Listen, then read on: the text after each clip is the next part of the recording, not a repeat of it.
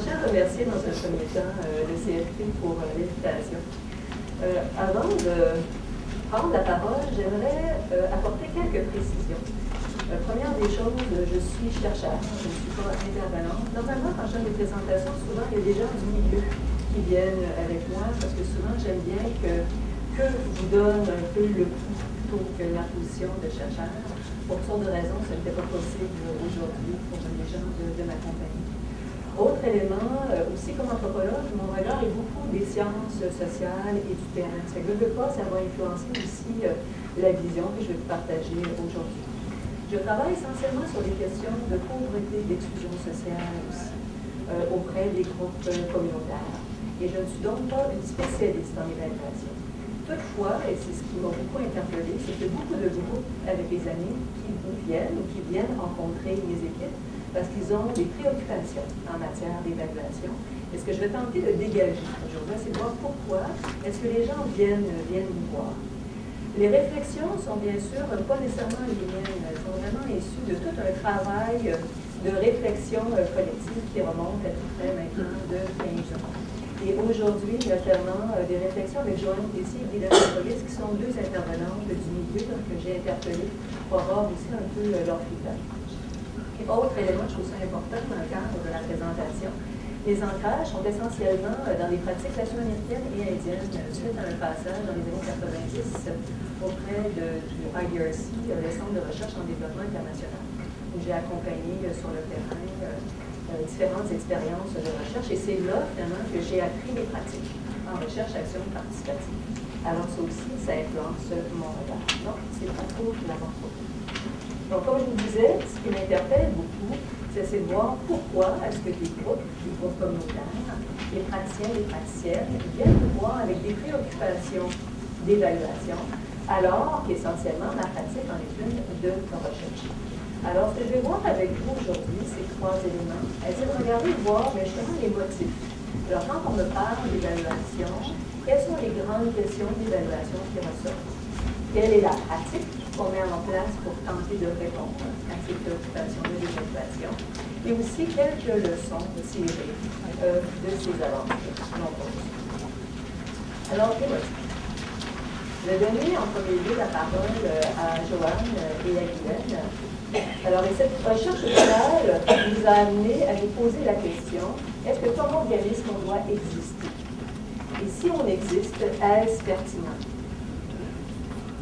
Est-ce encore, après 25 ans, un service pertinent pour la communauté? C'était pour nous une question intégrée.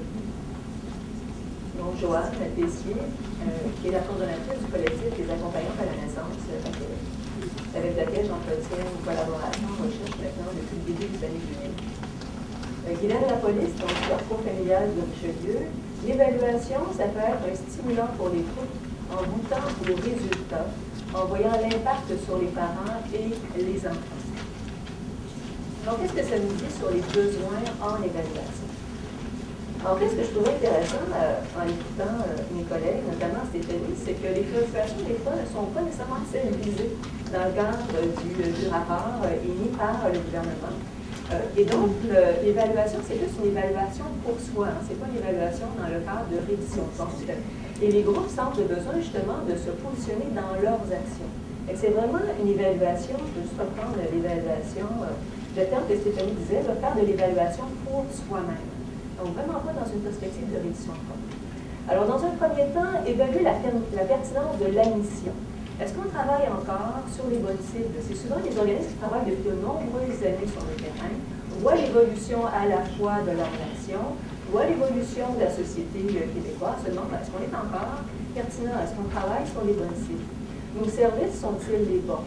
Nos messages sont-ils porteurs? Je pense à une recherche notamment sur l'itinérance qu'on a menée. C'est sur la question des services. Alors, les femmes, c'est sur une recherche sur les femmes en situation d'itinérance. Quand elles ne sont pas dans nos services, elles sont où? À ce moment-là, est-ce qu'on a les bons services pour pouvoir les rejoindre? Nos messages sont-ils porteurs? Je pense à un projet de recherche sur la promotion de la bonne santé mentale. Et Monique disait, moi, je ne veux pas évaluer, voir est-ce que mes activités sont bonnes ou non. Je veux savoir, c'est quoi les savoirs de monsieur et madame tout le monde en matière de bonne santé mentale?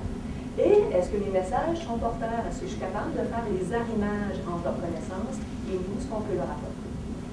Évaluer la distance entre le réel et le projeté. Des fois, les projets sont bien beaux sur papier, mais les gens sont intéressés à voir, mais ça se manifeste comment sur le terrain? Ça prend quelle forme? Qu'est-ce qui émerge de nouveau sur le terrain? Donc, ce faisant, évaluer lors des innovations. Puis aussi soutenir les équipes. Ça, pour moi, c'est bien important dans la motivation et les compétences. Parce que souvent, les projets, ce sont des projets où les gens sont impliqués comme co-chercheurs et les gens veulent ça, ils veulent participer, ils veulent réaliser leur propre projet de recherche et soutenir à ce moment-là leurs compétences, leur intérêt.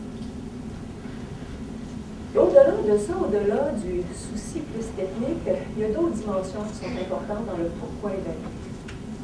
Donc, mieux comprendre la réalité des personnes visées par la mission de son groupe, mieux comprendre ses pratiques. Et par la connaissance qu'on en a, se donner du pouvoir de changer et du pouvoir aussi politique de faire des pressions pour avoir des fonds, avoir des politiques, développer de nouveaux services. Et aussi par le processus de produire cette connaissance-là, pour moi c'est important, se donner aussi du pouvoir parce qu'on maîtrise les soucis, on maîtrise le vocabulaire. Quand vient le temps de négocier, on n'est pas dépourvu de moyens, on est capable de se faire comprendre et on est capable d'entendre et de comprendre aussi ce que nous est dit de l'autre côté de la table. Alors, je reprends ici Boyle, disait une condition gagnante pour elle, c'est d'avoir une question réfléchie ensemble, la pondre ensemble, et pouvoir nous-mêmes faire la recherche. Donc, ce n'est pas une recherche qui est réalisée par une équipe de chercheurs, mais c'est vraiment d'accompagner le milieu, le groupe dans la réalisation de son projet. Alors, c'est sûr qu'un bouquet d'approche, celle qu'on a privilégiée, vous écoutez moi ces dernières années, c'est celle de la recherche-action participative. Donc, chercher, produire des connaissances rigoureuses, agir, toujours une action, mais dans une perspective de droit et de transformation sociale. Je vous rappelle, je travaille surtout sur les questions de pauvreté et d'exclusion sociale, dans une perspective de droit. Et bien sûr, participer. Alors, le premier lieu de participation, c'est celui qu'on va appeler associé au droit de parole. Alors, c'est vraiment l'idée de donner la parole pour mieux entendre. Ça, vous l'avez bien mentionné. C'est donc de mettre en lumière, de créer des espaces de parole pour le point de vue des personnes qui ont vécu intimement l'expérience, que ce soit à titre, on parlait tantôt des utilisateurs de services, de citoyens et citoyennes en situation de pauvreté, d'exclusion sociale, mais aussi de praticiens, praticiennes, intervenants, gestionnaires. Et donc de créer ces espaces de parole. Les pratiques de ressources sont essentiellement des pratiques qu'on appelle qualitatives, donc pour faire émerger cette parole-là. Et tout l'enjeu ici est de créer ces espaces-là de confiance qui permettent vraiment d'avoir une parole vraie. On parlait de gestion, tantôt de gestion, de co-gestion du projet. Donc, ce n'est pas seulement de penser les outils ensemble, mais idéalement, c'est de faire en sorte que ce soit le projet du groupe et que l'équipe de chercheurs vienne en soutien au projet et celui du collectif du groupe. Alors, les intervenants, intervenantes et les citoyens, citoyennes impliqués le deviennent à titre de co-chercheurs sur les équipes de recherche comme telles. Et dans la position la plus extrême, je vous dirais, c'est que le chercheur ou la chercheure devient coach en matière de recherche. Et ça, toujours dans un souci de rigueur, dans une démarche engagée. Un autre lieu de participation qui, pour moi, est essentiel, et on met pas, à mon sens, un accent assez important là-dessus, c'est lié à l'enjeu du droit de penser. Alors, ce n'est pas les chercheurs qui font l'analyse. Alors, c'est vraiment encore là des stratégies d'analyse collective. Donc, c'est le penser ensemble, c'est le réfléchir ensemble. Alors, c'est de croiser des expertises à la fois de vie, de pratique et des expertises académiques. Et finalement, tout ce qui est en lien avec le droit civique, pour moi aussi, est extrêmement important dans le cadre de la recherche-action participative.